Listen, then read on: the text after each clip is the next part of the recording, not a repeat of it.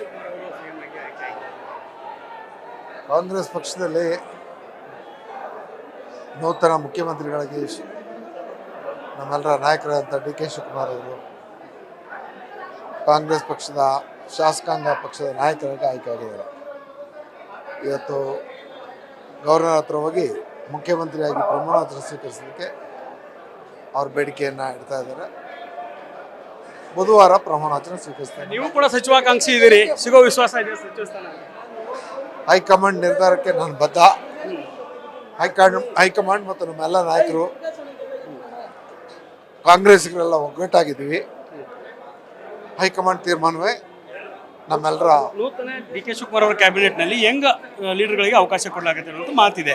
ನಿಮಗೆ ಎಷ್ಟು ವಿಶ್ವಾಸ ಇದೆ? ಸಹಜವಾಗಿ ನಮ್ಮ ಪಕ್ಷ ಸದಾಕಾಲ ಹೊಸತನ ಮತ್ತು ಎಲ್ಲ ವರ್ಗದ ಜನರ ಪ್ರೀತಿಯನ್ನು ಗಳಿಸ್ತಕ್ಕಂಥ ಆಡಳಿತ ನೀಡೋದಕ್ಕೆ ಬದ್ಧತೆ ಇದೆ.